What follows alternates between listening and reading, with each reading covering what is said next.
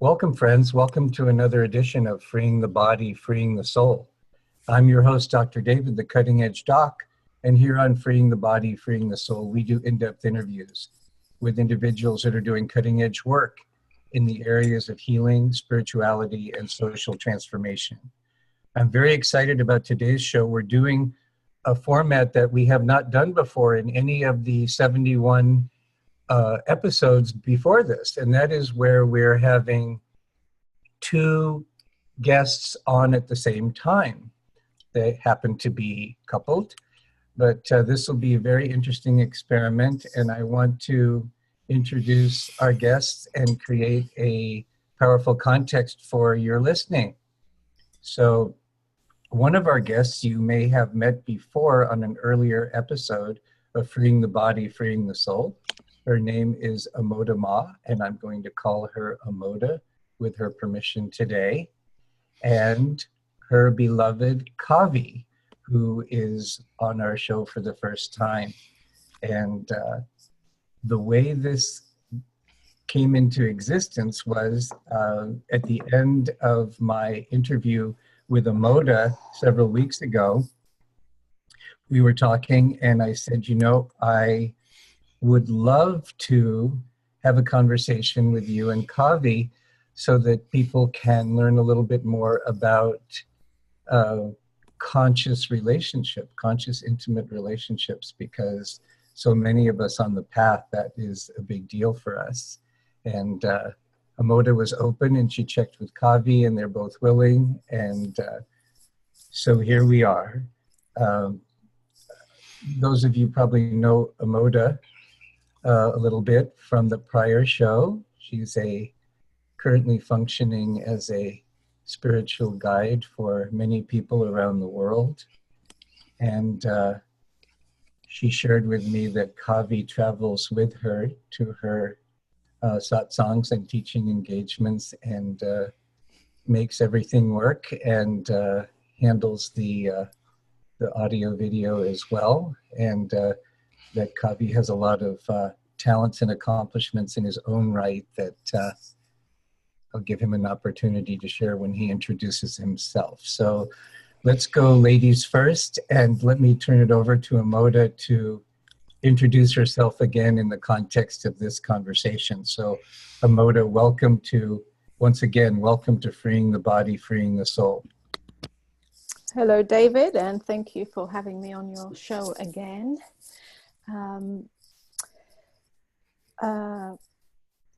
Well, many of you might know me as the author of Embodied Enlightenment. Let me hold it up here.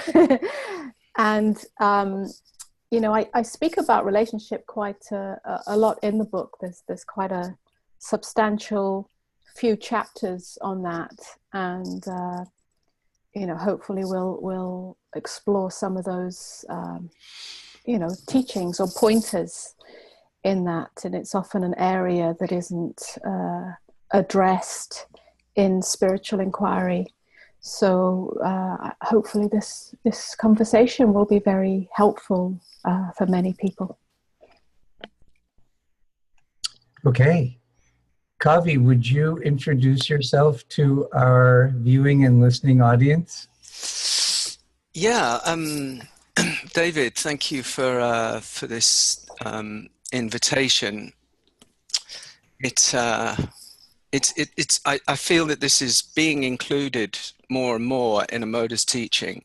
This exploration of relationship and what it means. So, you know, I'm a willing participant. I'm not being dragged against my best wishes or anything like that. So I just wanted to say that before anything else.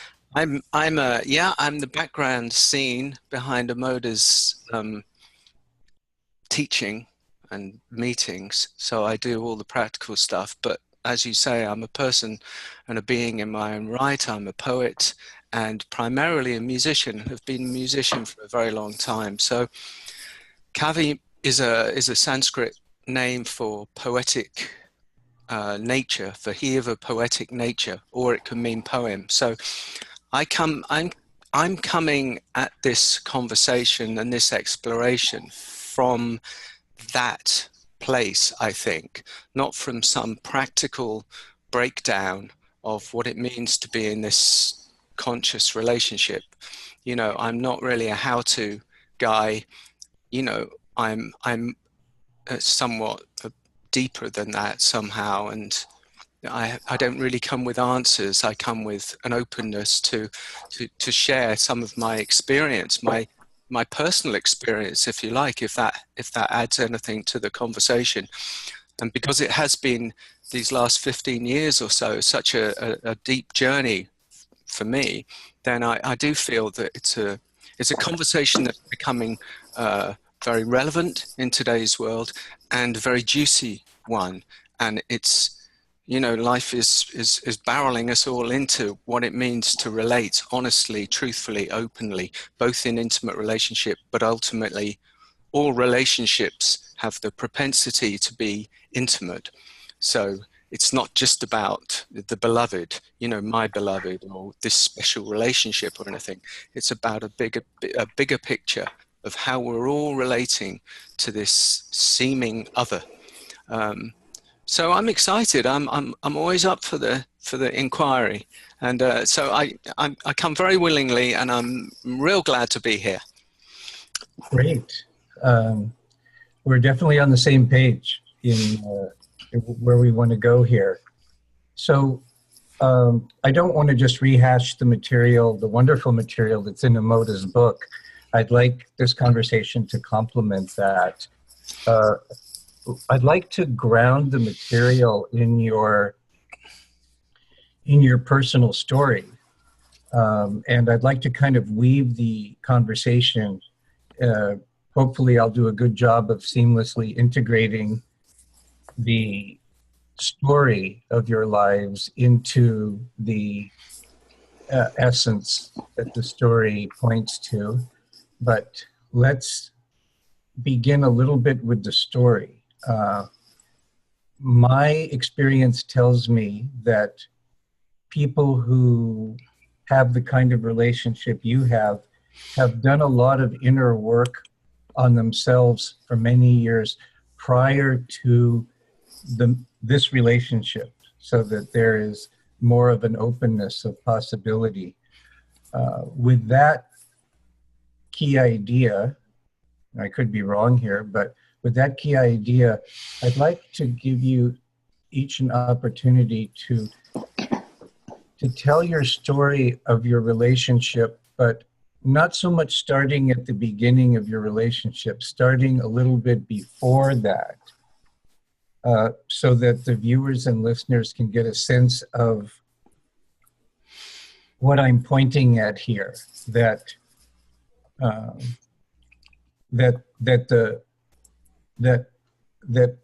connecting with this nexus of this type of relationship is a combination of a type of grace combined with a lot of personal commitment to doing a lot of inner work to make that connection possible to drop into human affairs.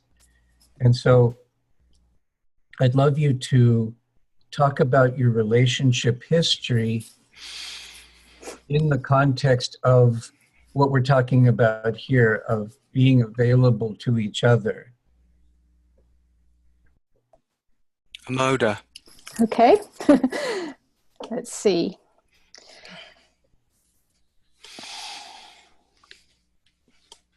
Well, relationships played a major part in my life. You know, the looking for relationship, the looking for the special relationship, and the driving motive of the perfect one, the special one, the soulmate. And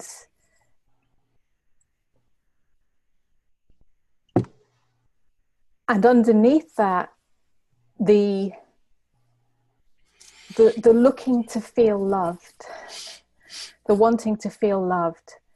And so relationships were very long-term for me. All my relationships have been long-term, and all of them were problematic.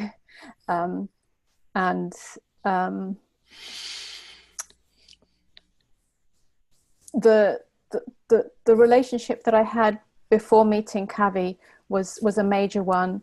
It lasted 10 years. It was very intense. And that was the one where I really worked on relationship.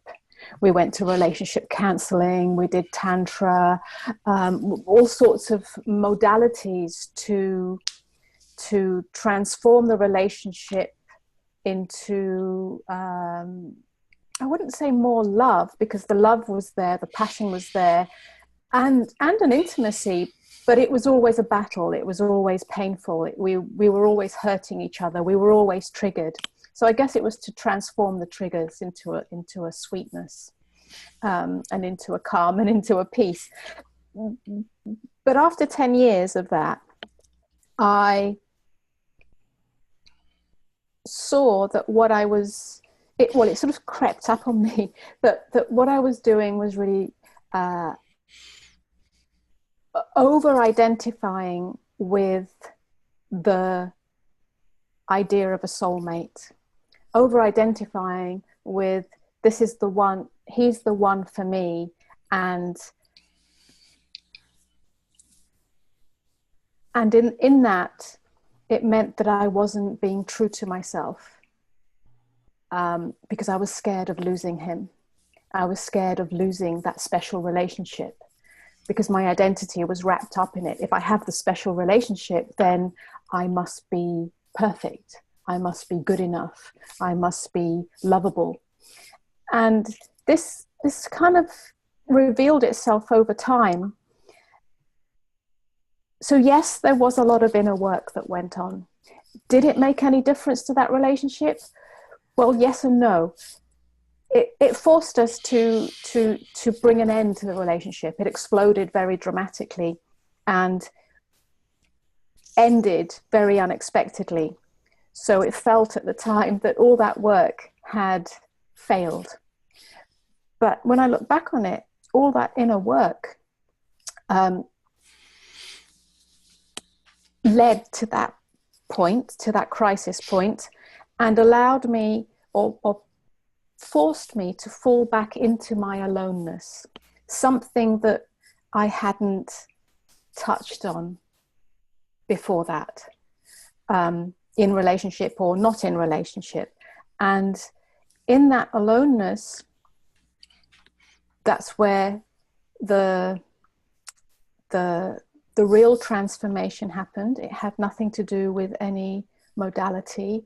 It had nothing to do with any therapy, and it had nothing to do with any teaching. And we spoke about this on the last conversation, David, when I talked about awakening out of the dream of separation. So the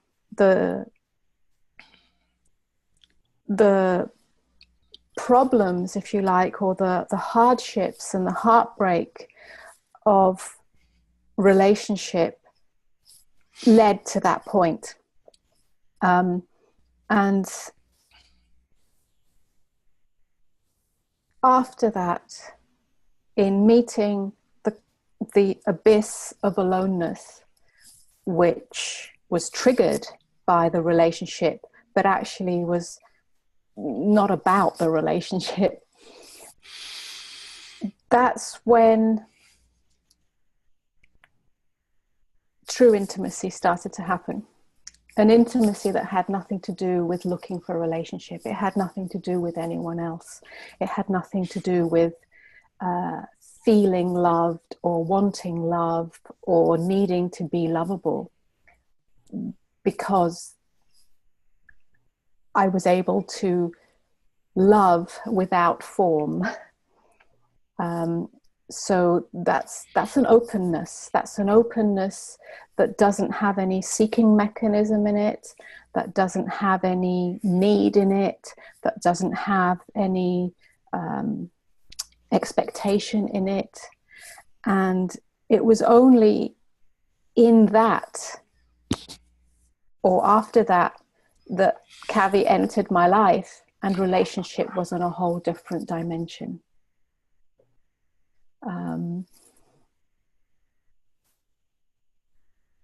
So, and you spoke about grace, and to me that was grace. Yes. It seemed that I wasn't looking for a relationship, I wasn't needing relationship, and again I touched on it last time when I said at that point I was married to God. The inner marriage had happened. There was absolutely nothing more that could fulfill love. There was nothing more that could fulfill completeness. I was open as love, which was impersonal and therefore didn't have to be attached or focused on any other individual. And so when Kavi came into my life and a relationship formed out of that, a very human, real, down-to-earth relationship formed out of that, that was a huge surprise. And perhaps these are threads that we'll explore, but I would say that is not a conscious relationship. That's beyond conscious relationship. What do you call it? So if we were to make a distinction for our conversation, I would love to have a phrase that resonates more deeply with you, because I think that will open up the conversation. Yeah, I'll use the phrase that I used in my book, which initially I wasn't sure if that was the right phrase, but I'm coming to terms with it myself. I would call it enlightened relationship. Yes. And conscious relationship still has an element, and that embraces conscious relationship, but conscious relationship implies or still has within it two individuals coming together to meet consciously. So there's an element of still working on the relationship. And what I'm speaking of here, when I point to enlightened relationship, and again, this will probably unfold as both of us start speaking about this, it's beyond that. It's a different dimension, which it isn't about two people finding ways to be conscious with each other. But you're not implying that you or Kavi never get triggered.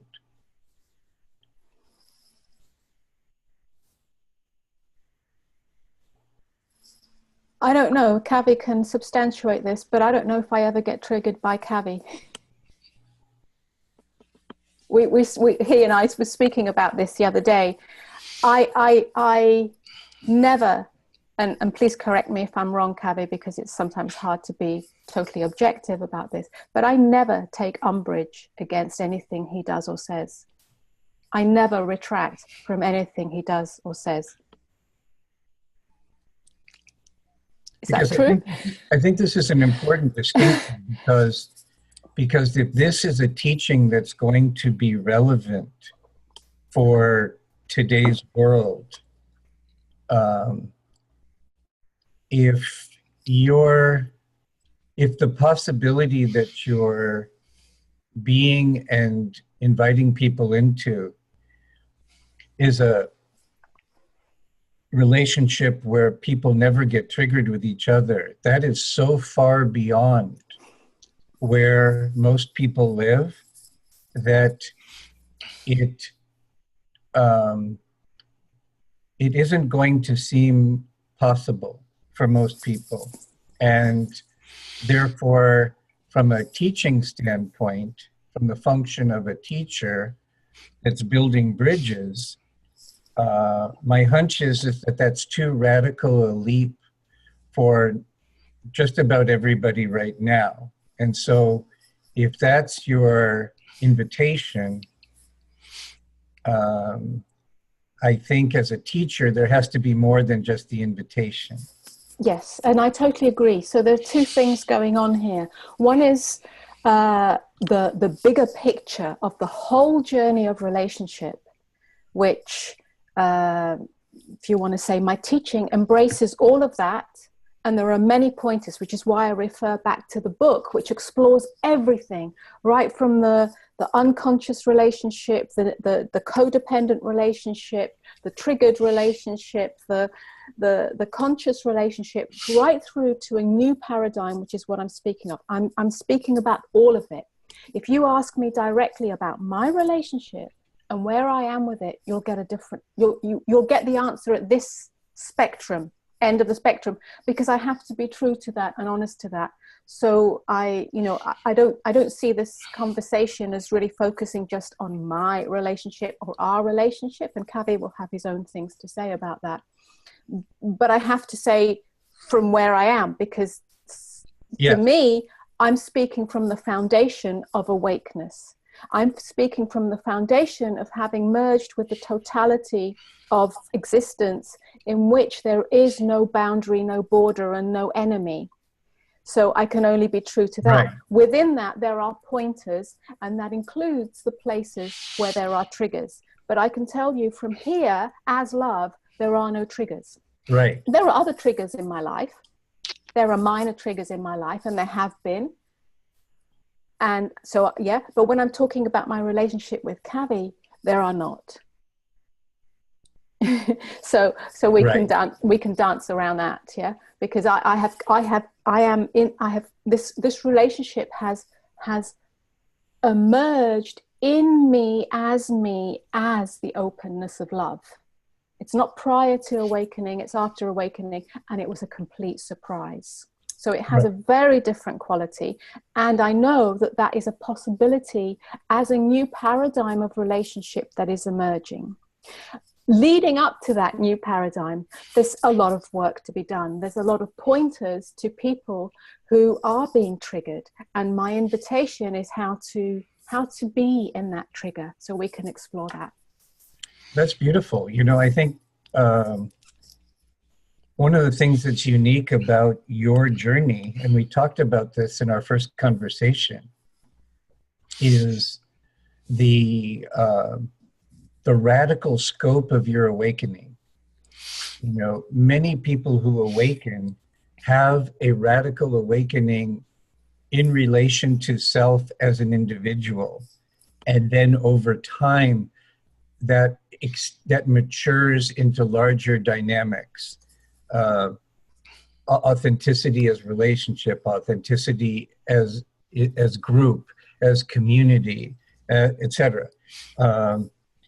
I think one of the things that was very interesting about your awakening was the scope of your radical awakening. And it's unusual. It's not a common occurrence for human beings at this point in time and space, in this time-space coordinate. And therefore, as a teacher, that has implications. And so, as a teacher myself, I'm kind of dual tracking here. I'm listening to you as a person, but that I'm also listening to this as a useful teaching for others. But I love that you are where you are, and I love that you're standing for the possibility of where you are.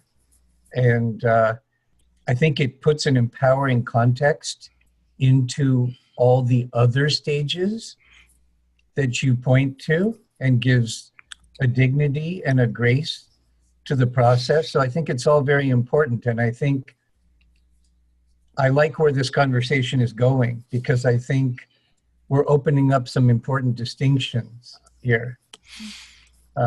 Let's bring Kavi into the conversation, and I'm sure his wonderful being will have an interesting take on all of this. Okay.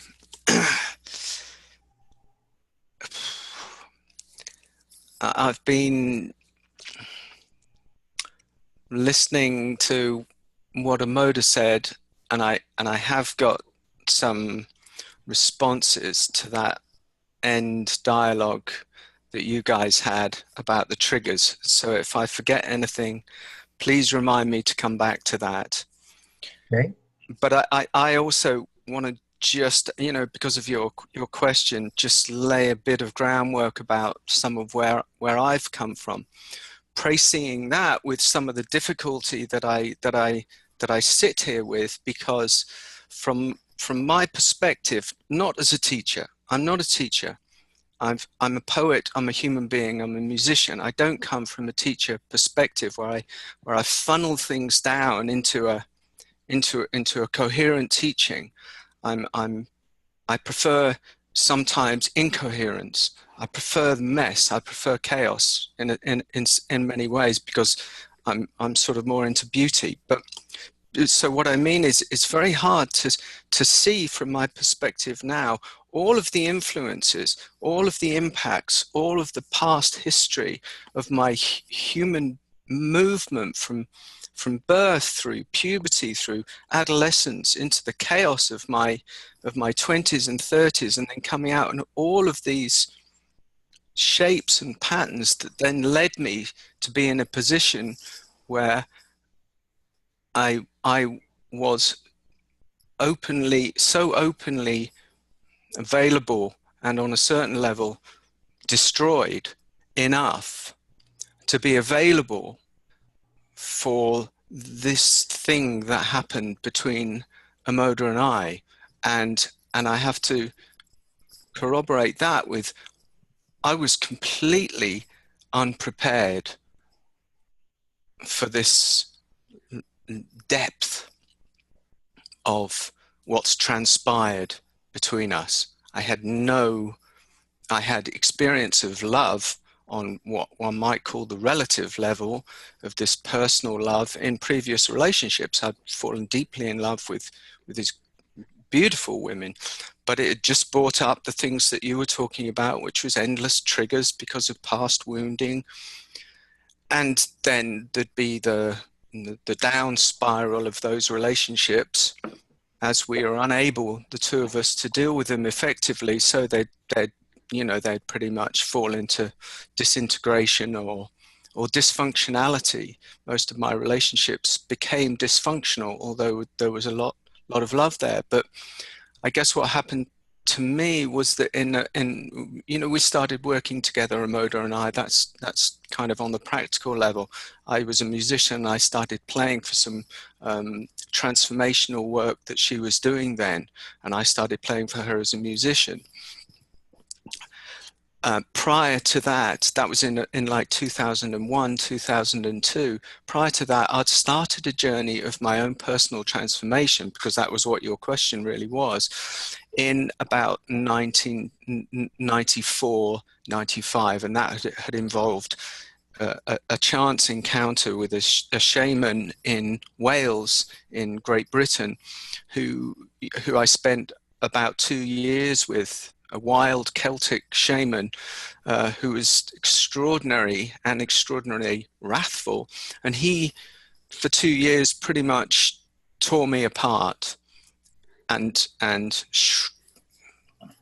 not psychologically, just as the self that I thought that I was, shredded it completely and blasted me open. And one of the things that I do want to say about that was that he introduced me to Rumi on a level that was not the let's study it at university. We did Rumi on a let's devour it and digest it, and in maybe in the hope that we'll become it. And I did that pretty much coherently for 2 years, and some of that was just laying the foundation, I realized subsequently, so that when I met this new being in my life called Amoda,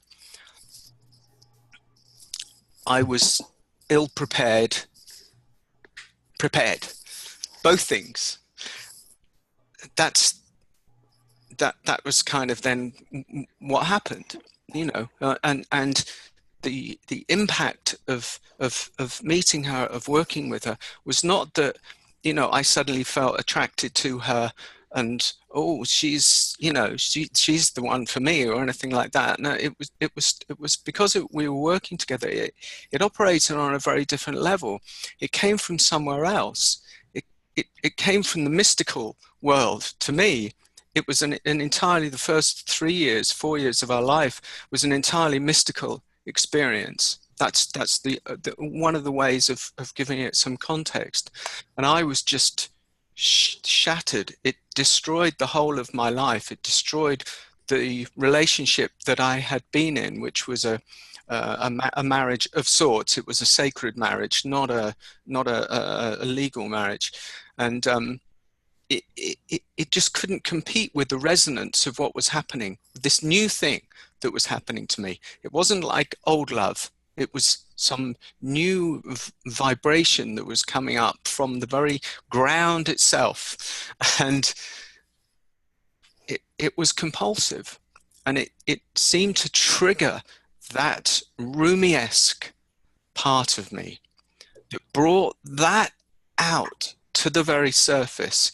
And so, you know, just continuing that, when I met her, she seemed to be a creature who didn't need me and she said that, you know, she said, I've had, well, she didn't even say I've had an experience. It wasn't even in that way. It was just like, who are you? What are you? I don't understand any of this. But all I know, there was this poet in me that wanted to make her laugh, that wanted to entertain her with some wit. So it brought out the fool in me. It brought out the, you know, I hope you get a fragrance of what I'm talking about, because that's the thing about it, you know, what Amoda says about it not being conscious relationship. I'm an integral part of how this relationship works. And I'm not talking about conscious or unconscious. I weave more into the poetry of it. I think we're in danger of losing our poetic natures in these rather superficial societies, or these, you know, preoccupied societies. And I make a bid for not even consciously, just to get that in the DNA. We've got it. We've got poetry and beauty in our DNA, and we neglect it at our cost. So, having said that, just the question that I wanted you to remind me about, which is triggers. We'll come on to this a bit more, but no, she doesn't. No, she never has. She's never seemed to have been triggered by me. And what about you? Yes. When I embarked on the relationship, when the relationship started happening, there were the first 3 or 4 years, as they usually are in a relationship. And then, you know, the old kind of gremlins, I felt that, yeah, they started coming up a bit. And then something happened, David. One day, something happened. You know where I'm going with this, Amoda. We were in a cafe in London,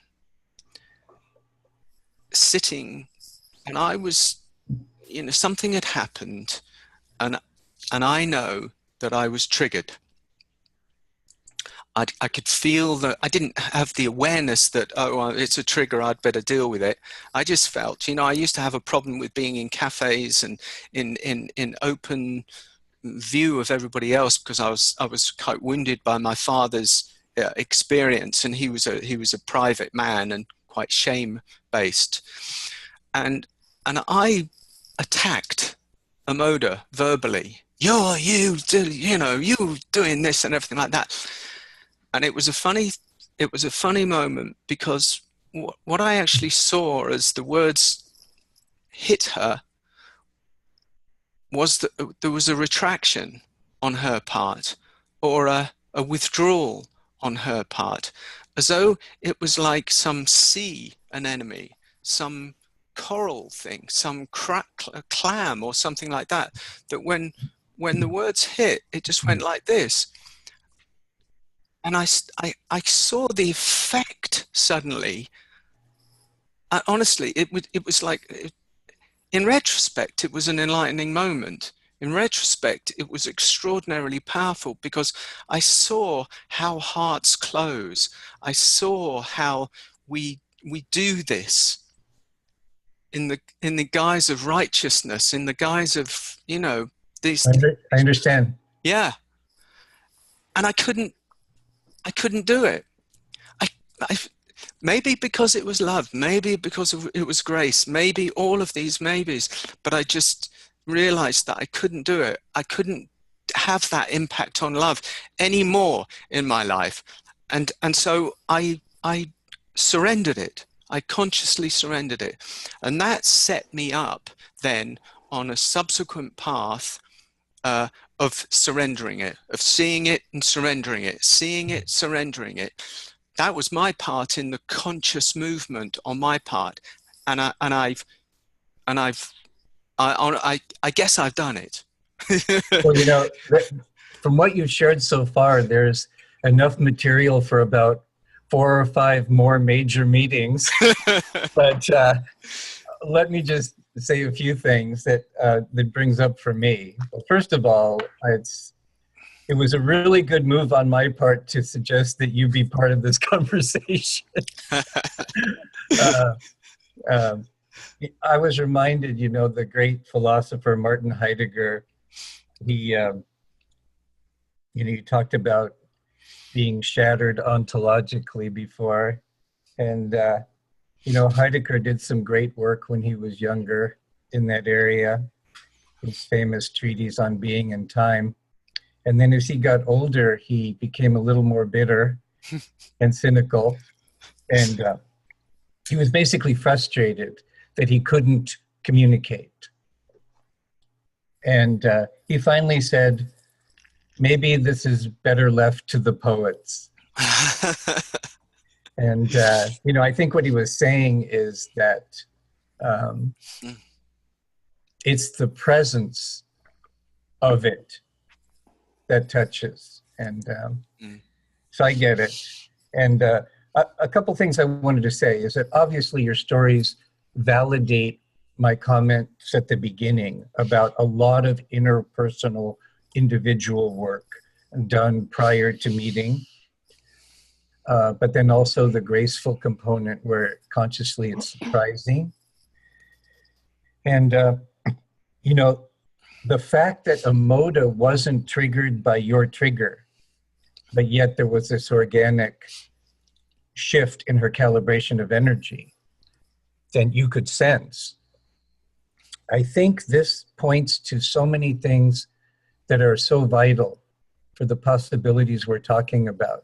One thing I see is that when one person is more evolved than another in a particular area, the willingness and ability for that person to hold sacred space for the relationship is vital. And then to have the courage to take it. She took your abuse in a way that she wasn't a victim of it, but she wasn't reactive either. She created a space where you could see the impact you were having, and you could be touched by your own perception of that impact. That is a profound gift.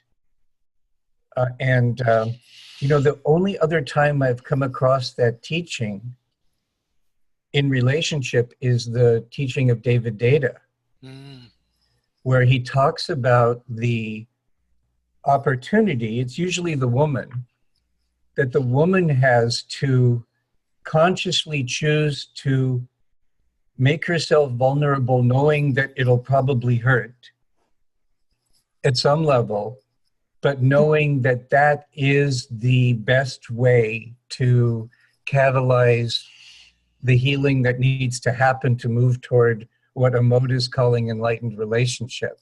And that level of surrender and trust is, like I mentioned before, we're in pretty rarefied territory here.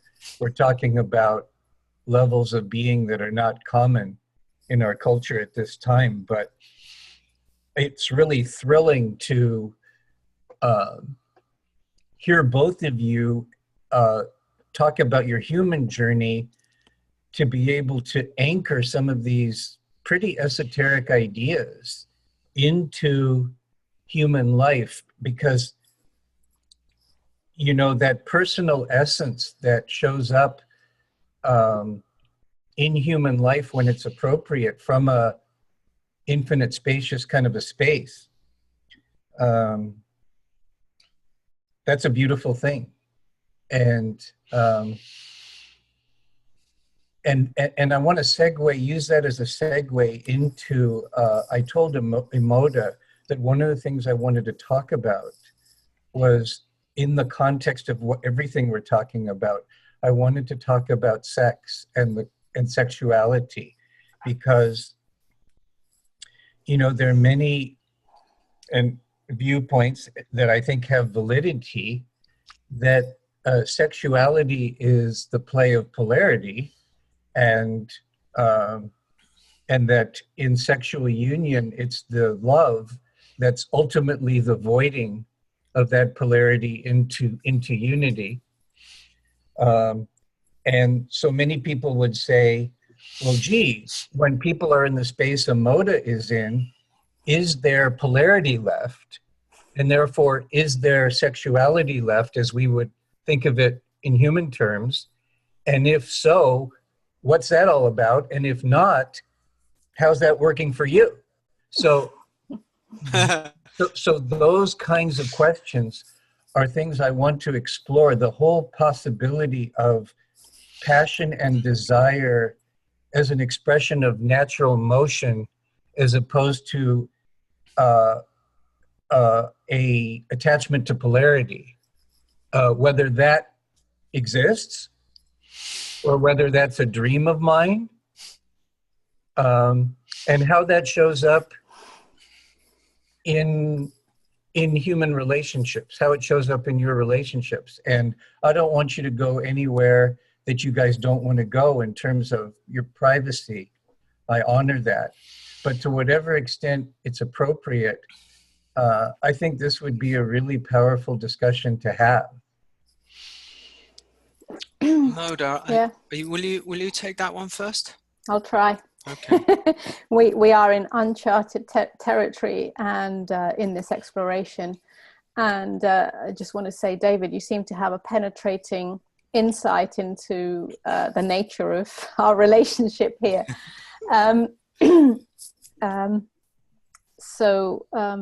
It just seems that it's inevitable. If one person is in a space beyond polarity and the other person is not totally there yet, there has to be some accommodations. Yeah. Again, I'll say it again. I think we're in uncharted territory because probably, maybe, and I can't say categorically because I haven't done a statistical investigation of this, but Kavi and I are probably in some ways at the leading edge of a new dimension of relating, in which polarity is no longer the driving attraction. And before I sort of say what is possible in this new dimension, what it gives rise to, what it gives birth to, I also need to say that sexuality or sexual energy needs to be experienced so that all elements of suppression of that energy are purified.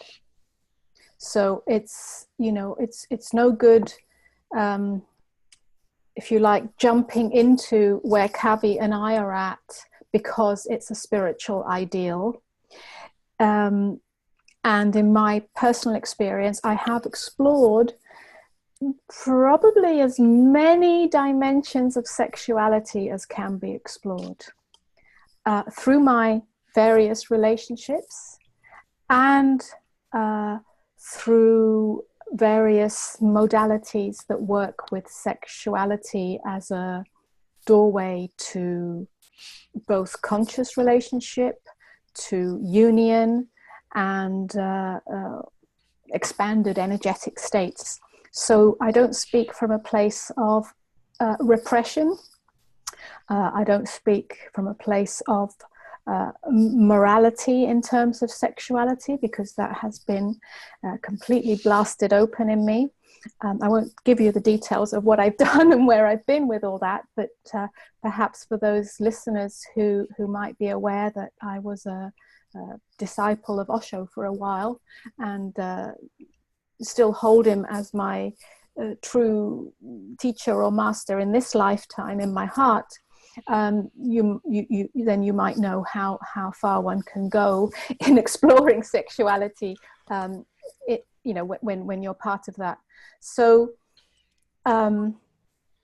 that's one side of it, and I think that for everyone in relationship, those areas that are unfulfilled or unexplored or unexpressed in sexuality need to be explored, if that's possible.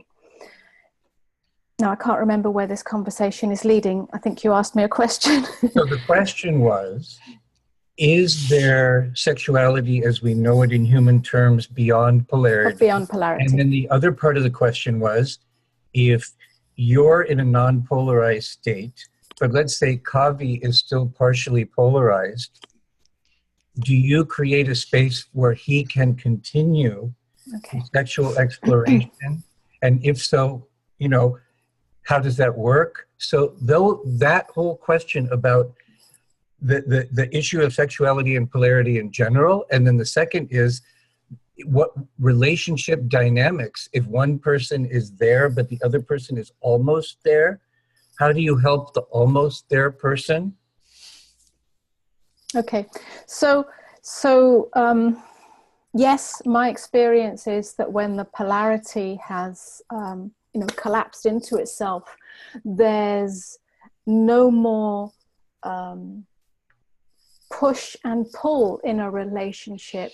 It's no longer based on that horizontal seeking for fulfillment, either on a psychological level or on a physical level, because they're one and the same thing.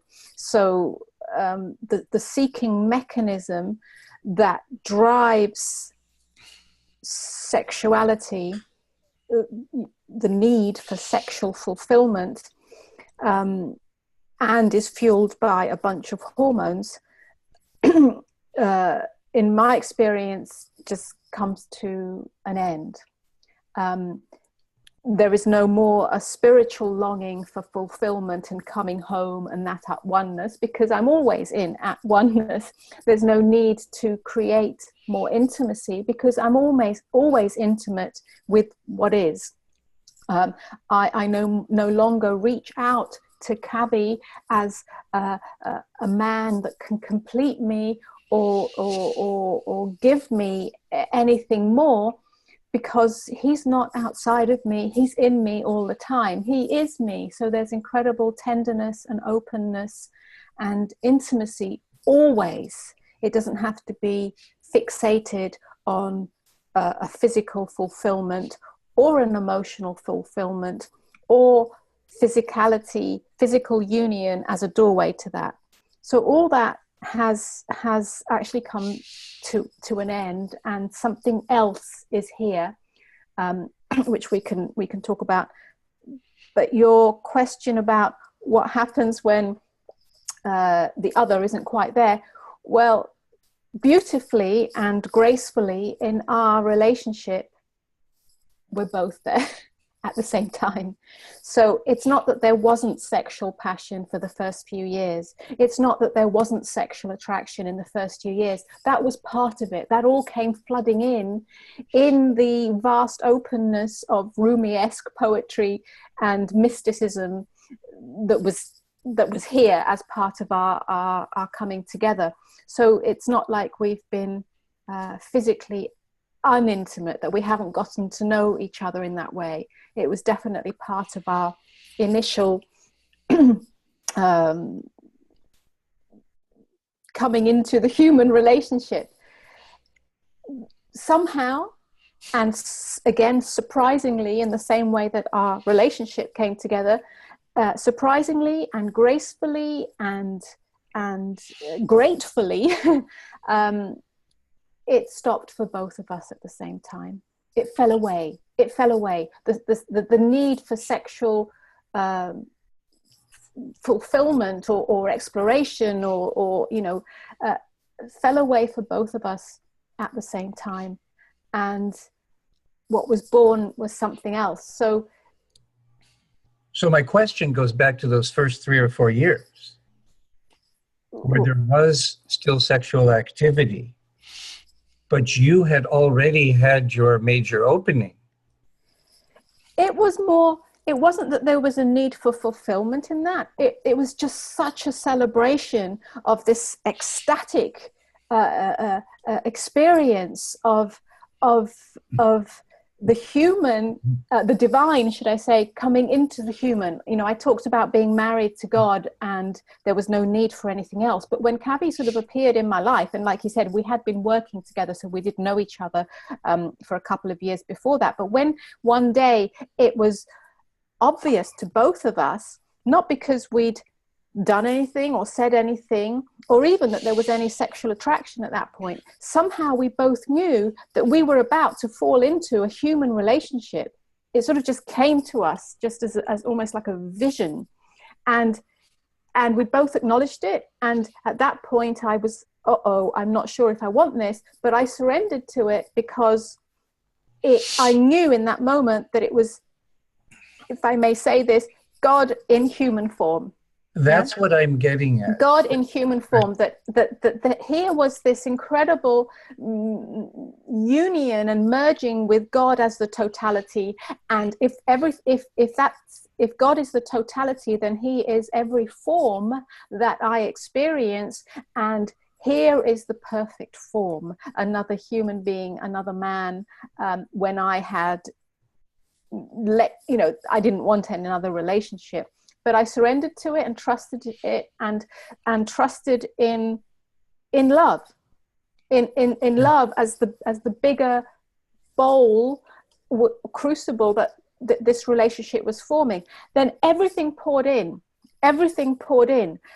just this ecstatic explosion of exploring each other in every single way. Physically, mentally, emotionally, psychologically, there wasn't anything that was hidden from each other. That's where a human intimacy came in. And it was like, and I keep doing this with my hands because it was like two balls of light just dancing around each other like this. And so there was no holding back of anything. So that was the exploration. And then one day, the physical dimension of sexuality fell away.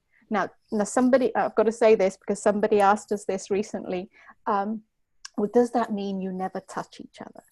Absolutely not. We're constantly touching each other. We're constantly stroking each other. We're constantly caressing each other. We're constantly entwined in each other. It's just beautiful. It's soft. It's sweet. It's tender. It's intimate. We're not shy of each other. We run around naked. There isn't a dimension of ourselves that we hold back. But there's no sexual polarity anymore. There's no need for fulfillment from that. And it's a relief because it opens up a whole other vertical dimension of union. This is beautiful. This is what I wanted to get at, because it goes back to my earlier discussion of building a bridge for other people.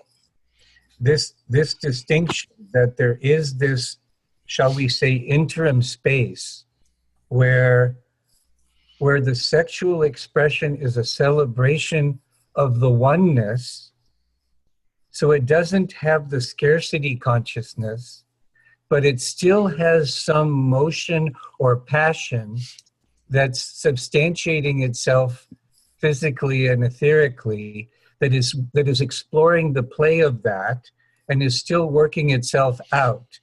I wanted to bring this out because I believe that that is true. I've experienced that. And so I wanted to make a distinction that not all sexual expression is an expression of scarcity. Not all sexual expression is an expression of suffering or reactivity. And yet at the same time, as you embody, if you go with it, it plays itself out very gracefully on the physical plane. And this is a complete, I'm so happy right now because this is a complete validation and elucidation of what I intuited to be so, that I have not seen in print and I have not seen in oral conversation. I mean, I was not a part of Osho's ashram. Maybe this is old news to you, but to me, this is a groundbreaking conversation that both personally for me as a person and in my role as a healer and teacher, to be able to access this conversation for myself and others is going to be very important. Yeah, and I'll just say, I'm sure Kavi has much to say about this too, but I'll just say that, one of the fears that people might have consciously or unconsciously is that if the sexual dimension of their relationship goes, there'll be no more intimacy. And that's certainly, true, for previous generations and for many people today, that somehow sexuality is what keeps the intimacy alive. Because it's the closest you can get to somebody else, and in the moment of orgasm, there's a deep union where the self dissolves, but it's a coming and going of that. So and that's never ultimately fulfilling. So I just want to say that again, that it's not that this is a spiritual ideal or a spiritual, this is where you need to be in order to be spiritual. It's just another possibility that needs to be brought into the conversation, because we can tell you intimacy doesn't ever go.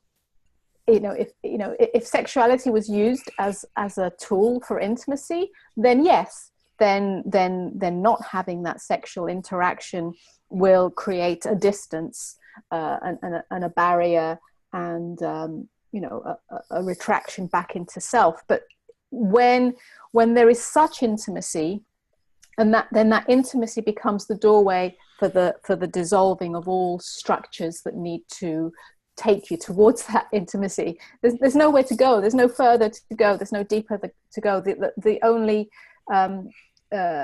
more refined intimacy, if I can call it that could be possible, is meeting each other in death. Yeah, and that's an hello, and that's an unknown experience. That's an unknownness, and yet not an unknownness. Because when I say meeting each other in death, I mean meeting each other as silence. Yes, as silence. Which is the most profound existential silence. The most profound moment of that is the moment of death, when the last out breath goes. And if we met each other in that, then that would be a refinement of this. But that silence is where we meet anyway. It's the silence in me that meets the silence in him. Not the narrative of my personality that meets him, although that's included. Sure. We're totally free with each other. We don't hide anything. We're totally free. I'm vulnerable and broken and fractured and tired and this and that and the other, and I'm not always the enlightened teacher, but all of that is held within this. Yes. So that's one of the joys that, or let me say that, that what Kavi has given me, if you like, or allowed in me, just as the love that I am has allowed him to, see the mechanism of triggers and put down any attempt to defend or attack in that. What he's given me is, he's given my human self, my relative self, my personality, absolute freedom to be as it is. It's almost like he's your muse. Yeah, no man has done that. Yes. Yeah. So even though he's been triggered at times, he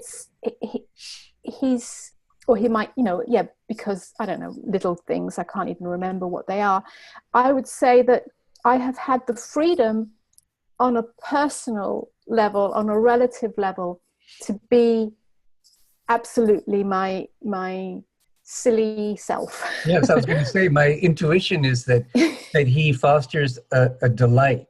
Yes, so it's delightful. So the joy that I feel as openness, which is the joy of the absolute, is also the joy of the personal. And that is so important. One of my favorite spiritual teachers, I don't know if we've talked about him, if you're familiar with him, Hamid Ali, who writes under the pen name A.H. Almas. Ah, yeah. Diamond. I love what he talks about when he talks about the essential qualities of being, and most of them are impersonal, but there's one essential quality of being that's personal, that shows up when that's appropriate, that he calls the personal essence. And it basically is what I would call when someone is authentically expressing themselves as a human being.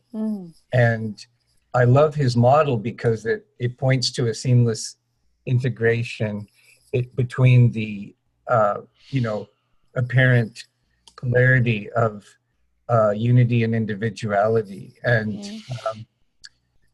so I love the way that comes into play here in the conversation. And I want to make sure there's time for Kavi to sprinkle his light on the conversation. But I just want to say again how powerful I think this conversation is, because of the combination of the clarity of the distinctions combined with how it's grounded in your actual personal livingness is very, very powerful. So, Kavi, I want to make sure there's time for you to riff however you'd like to.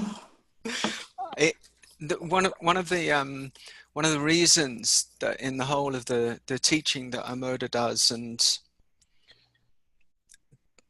that we or she even has only just started, including that relationship in a new book. And we've dabbled around with the possibility in years before this, but it's very difficult to quantify relationship. And we've realized that through our own relationship, because there are so many aspects to it. There are so many dances, so many nuances, so much grace, that you kind of quickly, any how-to disappears. And it's only really because of recent conversations and that chapter in her book that we've been, and I've been, invited and kind of propelled, willingly, of course, to actually give articulation to it. And that articulation is not always easy, I find, because of everything that's already been coming up. It just, the mind jumps to so many conclusions, so many judgments. Once it's so wrapped up, a relationship is almost everything to us human beings. It's everything, and so I just don't, I want to make sure that anybody who watches this and listens to this, sees that, we're not setting ourselves up in any way as being the teachers of enlightened, awakened relationship. It's just not like that. It's much more nuanced. It's much more complex, if you like. There is something that is happening in the relationship that I have with this woman. And I don't deny it anymore. There's no point in denying it.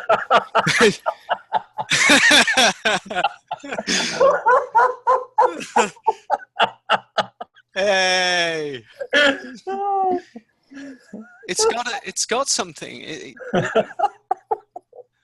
I thought so when you said, I mean, we'll come on to the sex thing in a minute, but when you articulated that he's your muse, I'm an unusual person. I'm an unusual guy. I must admit, you know, I've been graced with an artistic, creative nature that makes me, in that sense, unique. That's not to say everybody else isn't unique, but I've just stepped into some element of my uniqueness, largely because of this relationship.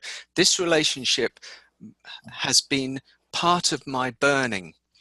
It's burned me and burned me, invited me, demanded me, scolded me, forced me, coerced me, you know, teased me into the kind of surrender that I understand that awakening talks of.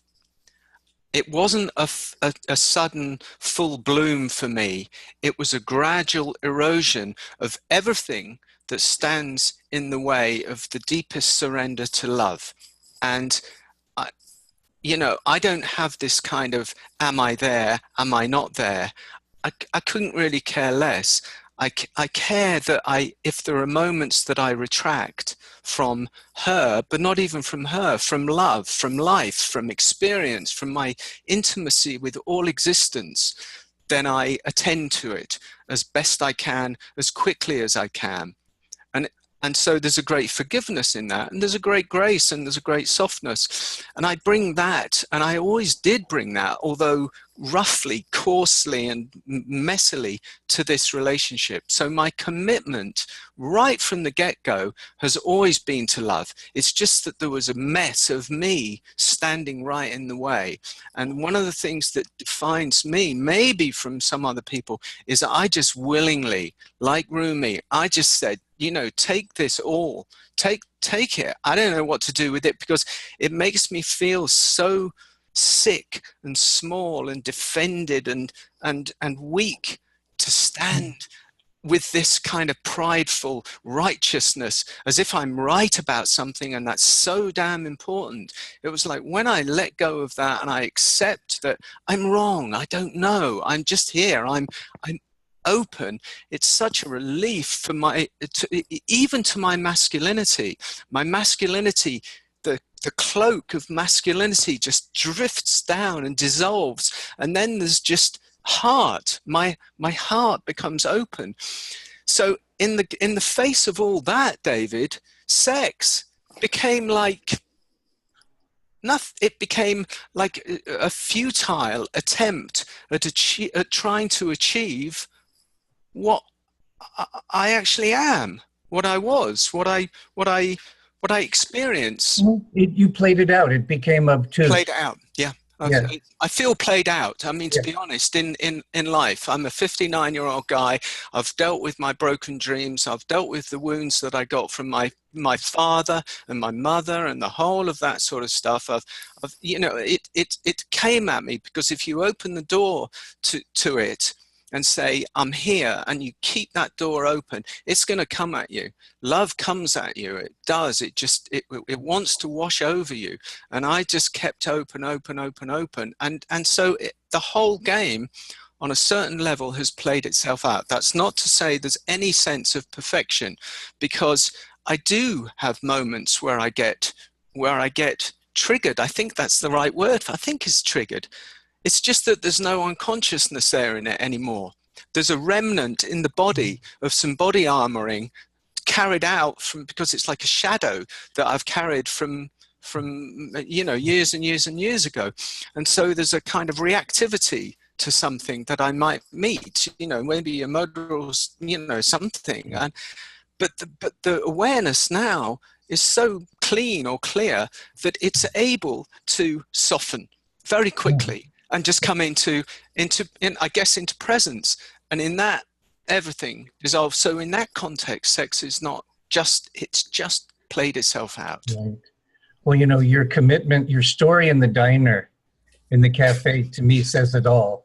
You know, your commitment to awareness, your commitment to love, your commitment to let go of something that's not working for you, your commitment, you know, that to me says it all. That's your love. That's your gift.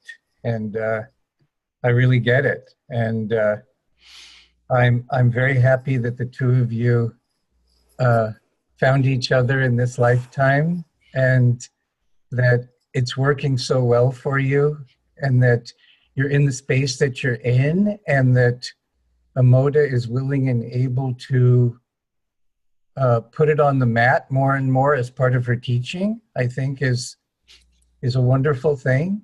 And I hope that this conversation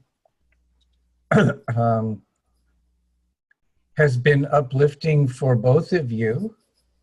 Can I actually would like to, if you don't mind, or when you've finished, I'd like to say something.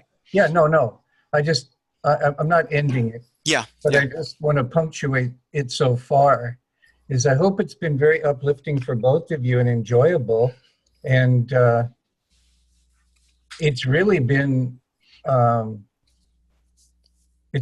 wonderful for me, both validating my journey as an individual, and also, I'm really a teacher at the core of my being, and I think that the clarity that I have, the greater clarity I have out of this conversation, plus the actual video and audio that will come out of this, will be extremely useful to many of my students, and maybe to Amoda's as well. So, for me, it's been delightful. And I'm not wanting to cut anybody off, but I did want to say that. And we've got probably a maximum of maybe 10 minutes left. And so I want to give you and Amoda the last words here, the chance to say whatever you'd like to say to move things toward a powerful closure for this conversation. Yeah. Okay, I do have something to say, and this is about the context that I feel things in at this time, in this evolutionary moment of societies and growthfulness, and that is something about the masculine and the feminine. One of the things that I feel deeply in my soul is that man, the masculine man, must serve something. He seems called always to serve something, and I look around and I see that men are serving money, greed, power, wealth, egoic pursuits, which may have served us for some time. And I think there's a calling now, personally, to transcend that, to move away from that, to serve something deeper. And I feel that within me. And what's happened in this relationship, how, I don't really know. Some of these things are beyond my understanding, is that Amoda has represented and become for me a voice of expression of the divine feminine energy that's coming through this planet and yearning to come through this planet at this time. And so she's got an incredible clarity. That's what I experience, a clarity to be able to teach. Heart is wide open. So what I said about that, the experience in the cafe in London, that's exactly how she is, both on an archetypal and a personal level. And what I've realized is that me in my masculine power, I longed and do long to serve something. And now I feel like a man who's in service to that without losing anything of himself, without losing any of his power or his humility or his dignity or his pride, if you like. It's way deeper than that. And I think that's the essence of our relationship, and the essence of my place within it is that I'm fully okay with being in service to that and facilitating the voice of the divine feminine, not from a woolly, woofy, new age perspective, but something with a ferocity and a clarity, saying there are new relationships to be had.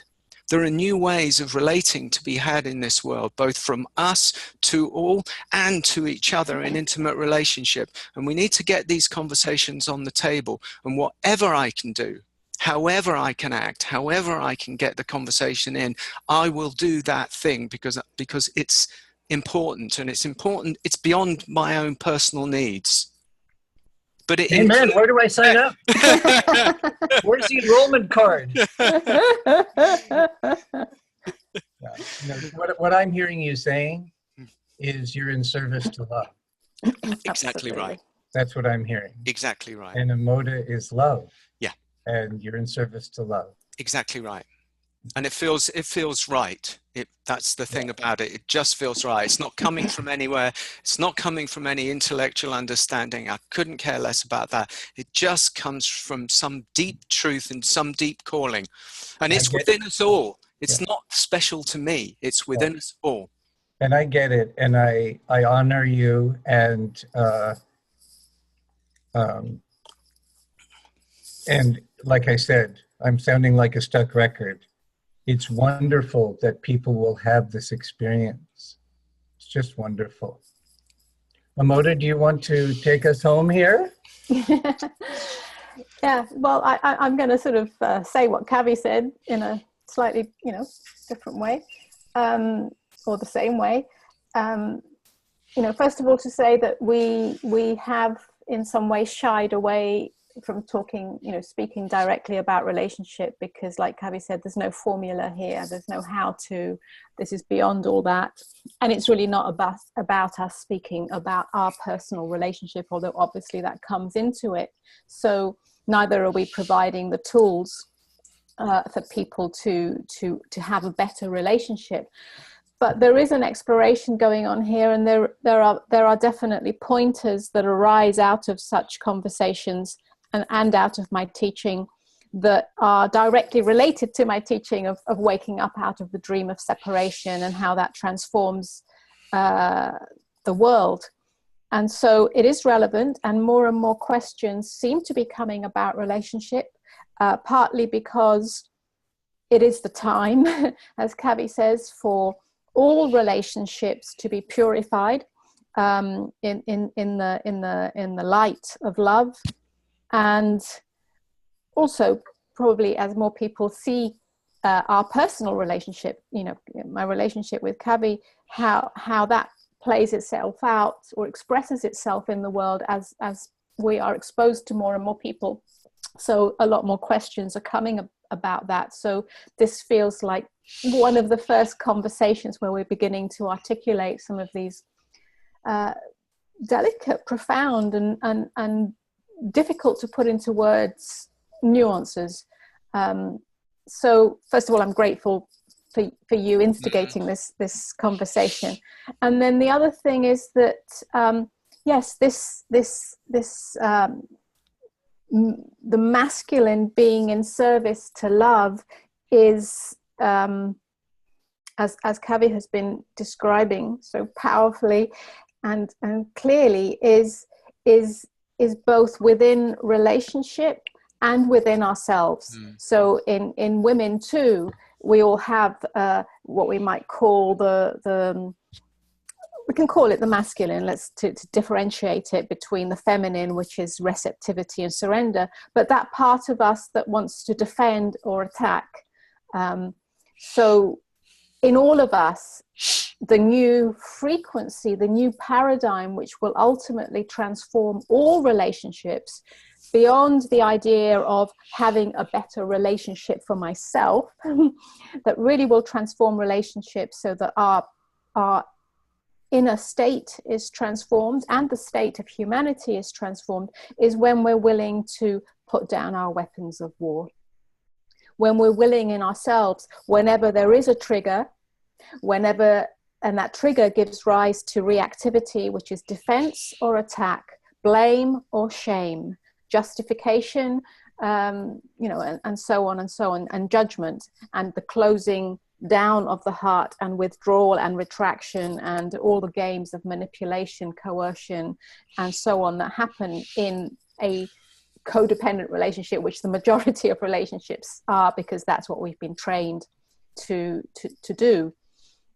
When we're willing to put down those weapons of war in the midst of a trigger, that doesn't mean saying you're right and I'm going to be a doormat in that, I'm going to be a victim of that. It means that the reactivity is seen, is felt, and we choose to surrender.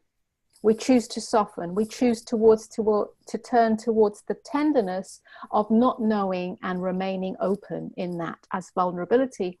When each of us does that, then that transforms the masculine and feminine. That is the masculine bowing down to the feminine, not as in subservience, but so that the whole polarity dissolves within oneself. And that has enormous power for the transformation of personal relationship and for the transformation of all relationships in the world and our relationship to the world. So, I sense that this is a new frequency that's coming through, and therefore these conversations are rising up to point us to that. Yes. I think let's let that be the last word for today. So thank you both so much. Thank you. Yeah, thank you so much as well. Thank you. Ladies and gentlemen, you've been listening to a special edition, or watching a special edition of Freeing the Body, Freeing the Soul. I'm your host, Dr. David, the Cutting Edge Doc, and here on Freeing the Body, Freeing the Soul, we do in-depth interviews with individuals that are doing cutting-edge work in the areas of healing, spirituality, and social transformation. And this has been nothing if not a cutting-edge conversation with my special guests, Amoda and Kavi. And bless everyone. And with that, we'll close with love and peace. Bye for now.